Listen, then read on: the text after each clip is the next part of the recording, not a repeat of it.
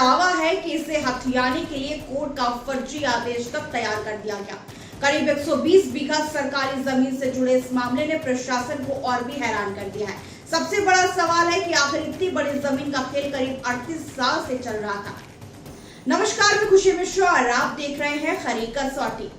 लखनऊ में सरकारी जमीन को लेकर एक ऐसा मामला सामने आया जिसने पूरे प्रशासनिक तंत्र पर सवाल खड़े कर दिए हैं। दावा है कि फर्जी कोर्ट ऑर्डर के जरिए करीब 120 बीघा सरकारी जमीन पर कब्जे का खेल चल रहा था। जमीन की अनुमानित कीमत करीब 2000 करोड़ रुपए बताई जा रही है और सबसे हैरान करने वाली बात यह है कि ये मामला कोई 1-2 साल पुराना नहीं बल्कि करीब 38 साल से चल रहा था। यानी इतने लंबे समय तक सरकारी जमीन से जुड़ा यह खेल कैसे चलता रहा और संबंधित अधिकारियों को इसकी भनक क्यों नहीं लेगी? अब सबसे बड़ा सवाल यही है।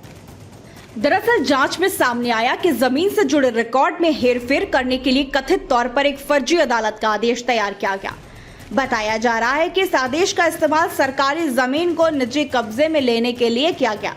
मामले की गंभीरता का अंदाजा इसी बात से लगाया जा सकता है कि जिस जमीन को लेकर विवाद सामने आया उसका क्षेत्रफल करीब 120 बीघा बताया जा रहा है। अलग अलग हिस्सों में मौजूद इस जमीन की कुल अनुमानित कीमत करीब 2000 करोड़ रुपए बताई गई है।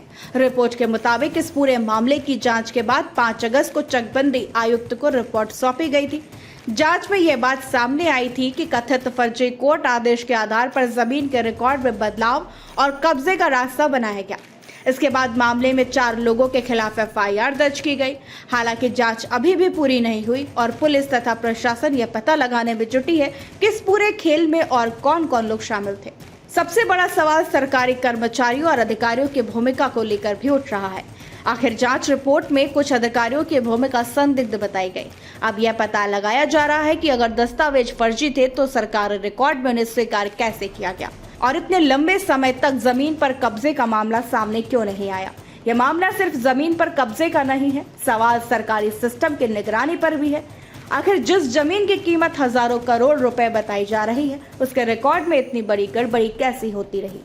फिलहाल प्रशासन ने मामले की जांच तेज कर दी है। 4 लोगों के खिलाफ एफआईआर के बाद अब जांच का दायरा बढ़ाया जा रहा है और अधिकारियों की भूमिका भी जांची जा रही है। अगर जांच में फर्जी दस्तावेज बनाने, सरकारी रिकॉर्ड में हेरफेर करने या अवैध तरीके से जमीन पर कब्जा करने की पुष्टि होती है तो आने वाले दिनों में इस मामले में और भी लोगों पर कार्रवाई हो सकती है। लेकिन इस पूरी कहानी का सबसे बड़ा सवाल यही है कि अगर 120 बीघा और करीब 2000 करोड़ रुपए की सरकारी जमीन का कथित खेल 38 साल तक चलता रहा तो आखिर इतने वर्षों तक जिम्मेदार अधिकारियों की नजर इस पर क्यों नहीं पड़ी।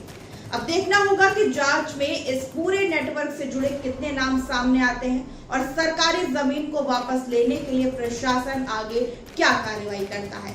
लेकिन इस कथित जमीन घोटाले ने एक बार फिर सरकारी जमीन के रिकॉर्ड, निगरानी और प्रशासनिक जवाबदेही को लेकर बड़े सवाल खड़े कर दिए हैं।